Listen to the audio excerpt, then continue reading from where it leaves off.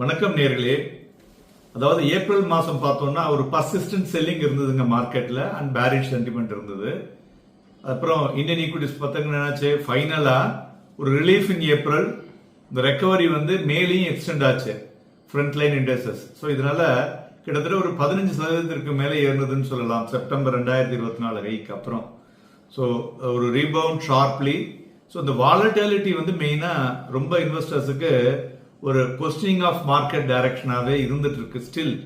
So இதில் சில important input உங்களுக்கு ஒரு உபயோகமாக இருக்கும் ஒரு லாங் டேர்ம் வியூக்கு.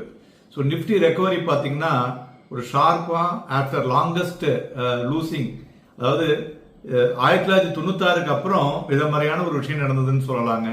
அதாவது ஒரு 5 மந்த்தா மார்க்கெட் வீழ்ச்சியே தழுவி இருந்தது.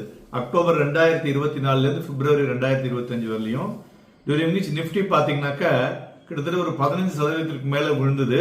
மார்க்கெட்டும் ஒரு ஸ்ட்ராங்கா ஒரு ஸ்டேஜ் கம்பேக் வந்ததுன்னு சொல்லலாம். இந்த கைண்ட் ஆஃப் அந்த ப்ரொலாங் டவுன் டர்ன் இருக்கு பார்த்தீங்களா, இது 1996 பார்க்க முடிஞ்சது. அப்ப இண்டெக்ஸ் 26% விழுந்திருந்தது. 5 மாசத்தினுடைய வீழ்ச்சியிலிருந்து ஒரு பவுன்சிங் பேக் ஆஃப் 20% நம்ம இந்த கடைசி 3 மாசத்துல பார்த்துட்டு இருக்கோம். ஸோ இந்த past 3 months Nifty recovered 12.5%. So இது என்னன்னாக்க ஒரு பாசிபிள் ஷிஃப்ட் இந்த மார்க்கெட் மொமெண்டம் வரக்கூடும் என்று எதிர்பார்க்கலாம். அதற்கு நிறைய விஷயங்கள் நம்ம போன வாரத்திலேயே சொல்லியிருக்கோம்.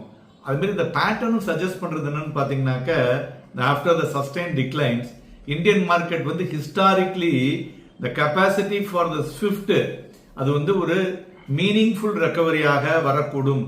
அதனால ஒரு positive take away for long term investors இதை எடுத்துக்கணும் அப்படிங்கிற விஷயத்தை தான் இங்க நான் சொல்ல வரேன்.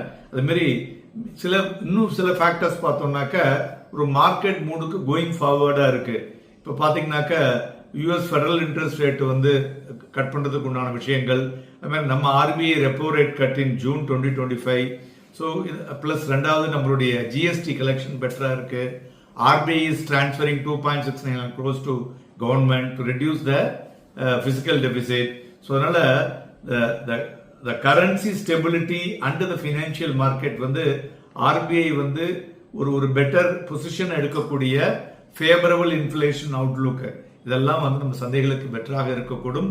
ஃபர்தர் டீடைல்ஸ் எங்க ஆபீஸுக்கு கான்டாக்ட் பண்ணுங்க. உங்களுக்கு இன்னும் வேண்டிய விஷயங்களை நாங்கள் கூறுகிறோம். நன்றி, வணக்கம்.